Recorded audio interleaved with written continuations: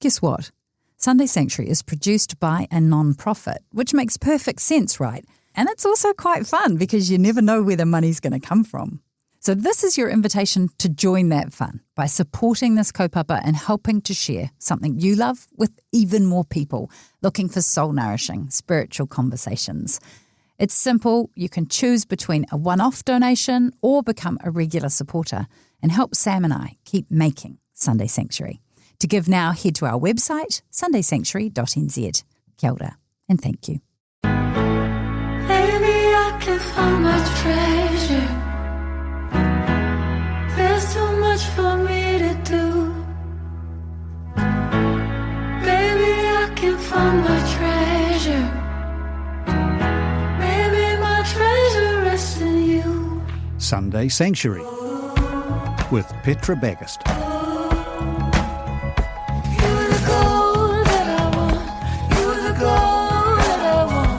E ngā manu, e ngā reo, mai ngā hau e whā. Ta tū mai nei ki te manga o tēnei rākau whakaruru hau. Tau mai nei ki tēnei kaupapa e pāpahau atu nei ki a koutua rā ko Sunday Sanctuary. Ko Petra Bagust tēnei e rere ana ngā mihi ki a koutou katoa. To everyone from each corner of this country, come rest on the branch of this sheltered tree. You are welcome to this project, this space, Sunday Sanctuary. Petra Bagust, and I acknowledge you all. And I have with me producer Sam. Hello. And we have had, I think, a sort of 6-week hiatus. It does feel Thus longer far. than 6 weeks. Because you've been having so much fun, or because you have been working so hard? Both. Let's go both. Okay. Yeah. So what have you been up to since mid-August? First couple of weeks after we put Sunday Sanctuary on pause, I was kind of wondering what I was going to do with myself. But yeah, especially in September, I've been quite busy. We were both in Australia for a conference. Indeed. There was about 3 weeks where I was away every weekend. We've both spent time being sick. As you do at the end of winter. Yeah, I wonder, end of winter and also maybe busyness induced. Yeah, end of a very busy season. Yeah. So you actually went away on an Arosha camp? I did, yeah. A camp run by an organisation called Arosha, which... is commonly known as the Eco Church? That's one of the projects they run. Oh, okay. Yeah, so within that. But James Beck, who's been a guest on the show a couple of times, works for Arosha. He was up in Auckland, kind of co-leading this camp, which was for younger people who are interested in the way that conservation aligns with their Christian faith, and in the outworking of that, how you can also be a good treaty partner at the same time. Oh, cool. So very New Zealand specific. Very. But yeah, we were up at Peacemakers Retreat Centre in Parakai, and there was this really cool moment actually where I think it was Friday evening. There's maybe 13 or 14 of us sitting around in this lounge in this really old house. And one of the people who was on the camp was just full of big questions. You know, okay, do you come across these people who take pride in asking deep questions that, yes. I am one of these people. Yeah. I have calmed myself down in my mature years, but okay. I do know these people. Yeah. So it was one of these people, yeah. I know them which well. is great fun. Yeah. And there was a whole conversation about what people thought their vocation was at that point in life, and so everyone sort of naturally went around the circle answering that question. And then the second question was along the lines of, where have you found, or where do you go looking for shalom? Peace. Well, yeah. More than peace, yeah. Yeah, broader idea of peace, which we've looked at before on Sunday Sanctuary. And everyone sort of went around and shared their answer. And then it was just this really odd but very cool moment where I think the way that you put it when I was telling you about it was that silence broke out.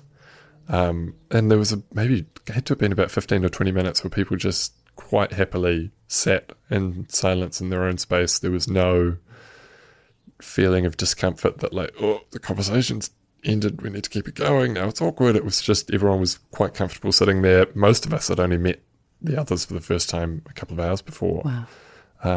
So in essence, it wasn't curated, it wasn't signposted, but silence did break out. Yeah. And it had a demonstrable or a tangible feeling of peace within it. Totally. 100%. That's so cool. Yeah.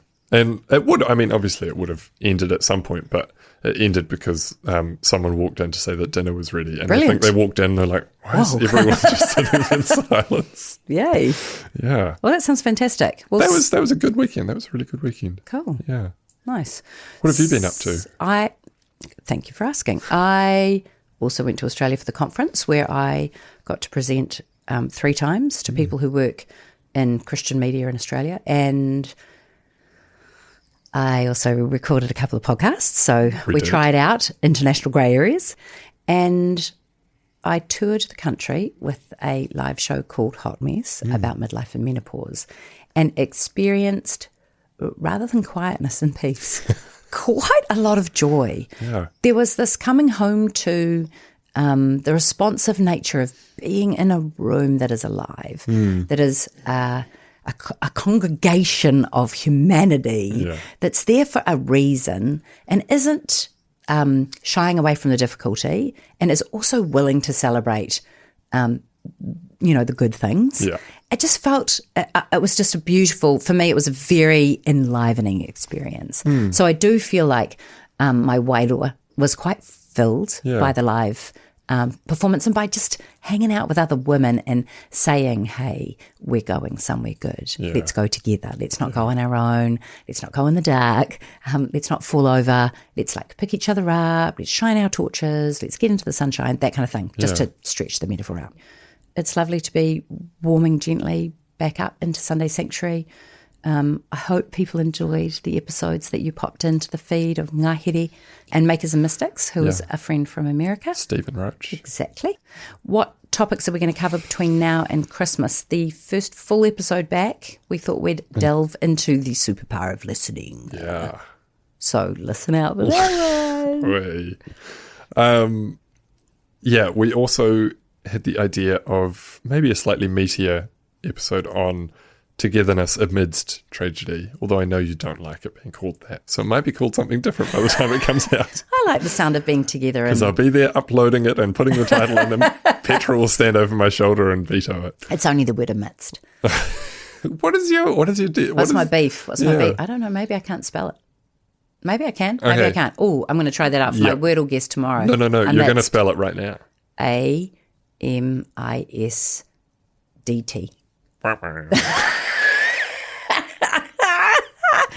I'm not very good at spelling. Would you like the answer? Yes, because I'm going to use it as my first guess for Wordle. Okay. It's more than 5 letters. I'm not going to use it. Either way, AMIDST. That seems logical now you say it. Amidst. Okay, I think we'll have to call it that.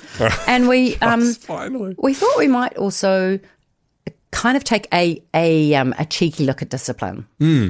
And discipline is not something that in my heart has a great rap.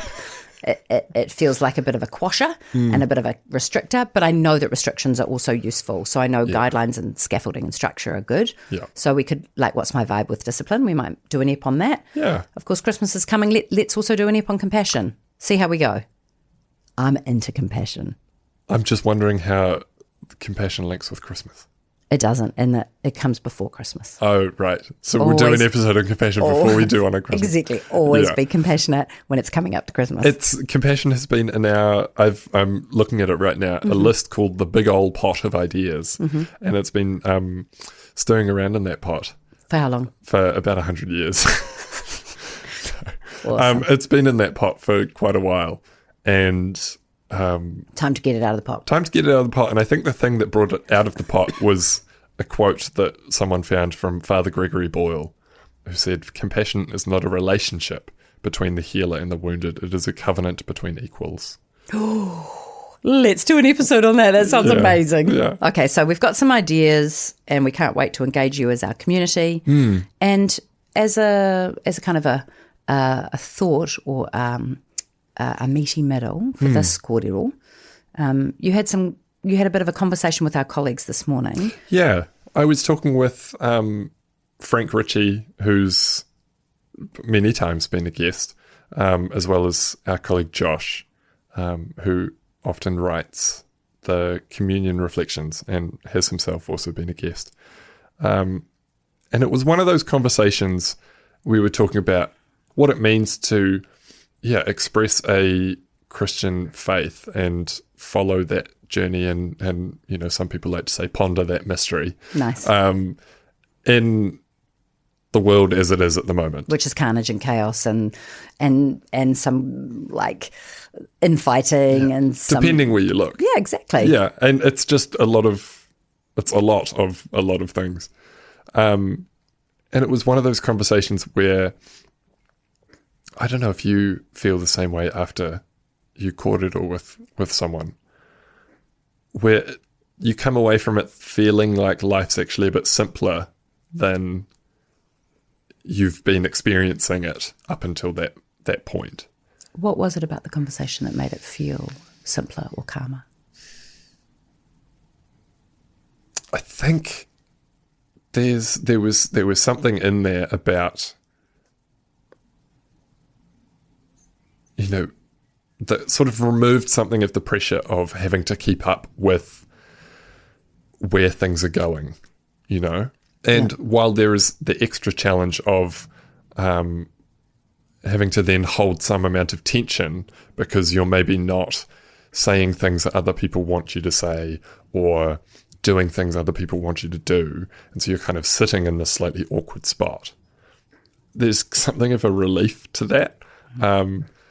I think it was for a different context, but I can't remember who it was, but someone had flipped the idea of FOMO to JOMO. Yeah, the joy of missing out. And it's like, actually, there's not so much that, you need to do and be all the time. And even the act of admitting that we're in a potentially tough spot right now, or that there is plenty to ponder and plenty of tension in the world, even acknowledging the difficulty is a relief. Yeah.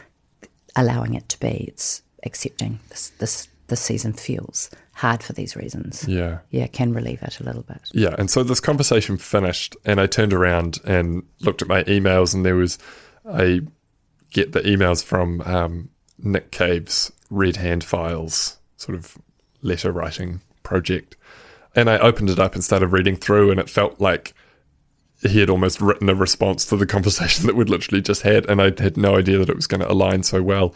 And as I read through, I couldn't help but feel that some of the sections applied to what you and I try to do every time we put out an episode of Sunday Sanctuary. I thought I'd just share a couple of those chunks. He was responding to Alistair's question, which was, I've had several disagreements with friends about where you stand on things. So where do you stand? And one of the early parts of his response, he says, I have a devotional nature, and I see the world as broken but beautiful, believing that it is our urgent and moral duty to repair it where we can, and not to cause further harm or worse, willfully usher in its destruction. I think we consist of more than mere atoms crashing into each other, and that we are instead beings of vast potential, placed on this earth for a reason, to magnify as best we can that which is beautiful and true. And then a bit further down, he finishes off the piece by saying, I see my own role as a musician, songwriter, and letter writer as actively serving the soul of the world. And I've come to understand that this is the position that I must adopt in order to attempt to cultivate genuine change. In fact, I am now beginning to understand where I do stand, Alistair. I stand with the world, in its goodness and beauty. In these hysterical, monochromatic, embattled times, I call to its soul the way musicians can, to its grieving and broken nature, to its misplaced meaning, to its fragile and flickering spirit. I sing to it, praise it, encourage it, and strive to improve it, in adoration, reconciliation, and leaping faith. Love, Nick. So that's very cool, and obviously we'll put a link in the show notes of this episode to the whole letter. Yeah. But what I hear Nick saying there is it feels like there's this ability for him to recognise what he can do, which is to serve the soul of the world, to call to what is soulful, to contribute his creativity, and his thoughtfulness, his ability to grieve and lament to the world at large. And I love his orientation towards that being both a calling to and a serving. That's really profound, right? Yeah. I don't know if I would have the courage to say that as the people who make Sunday Sanctuary, we're, calling to the soul of the world, that, I'll let Nick get away with that, but I probably won't allow myself to say that. But it does remind me of conversations I've had with a couple of friends of mine in recent weeks, actually, who are quite actively involved in activism for different causes, and how, I've come to peace with the idea of, what can I do with where I am at the moment? And I feel like Sunday Sanctuary is something that I have the privilege of doing, and so I can work with that at this point in time. Very cool. Yeah, I'm looking forward to getting back to it, actually. I think you're right in as far as Sunday Sanctuary does attempt to hold space for questions, concepts, ideas, a space where your spirit would be allowed to investigate or to be at peace or to find some nourishment, but not to be, landed and solved and finished. It's very much an open space where people can wend around and find their way, and hopefully find, obviously, encouragement and support.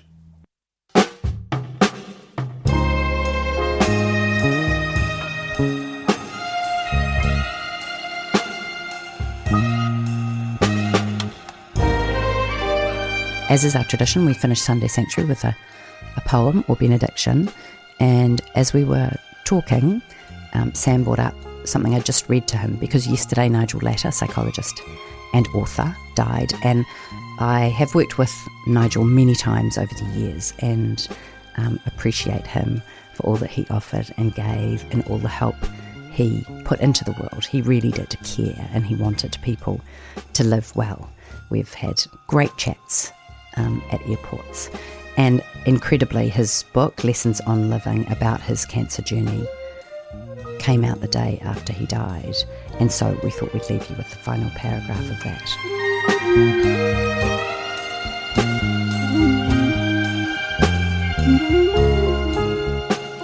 After working this toolkit all my life and staying on the road all these years and getting up after all the falls and pushing through pain and stress and suffering and all the triumphs and all the disasters and all the joys and all the sorrows and raising a family and all that brings with it, and finding love, and most of all, having now lived through months and months of staring down the clucking face of death itself, I have finally arrived at the last enduring truth. I learned what I always knew, but never truly understood. There is only one metric that really matters when we measure ourselves against the way we've chosen to live our lives. In the end, there is only love.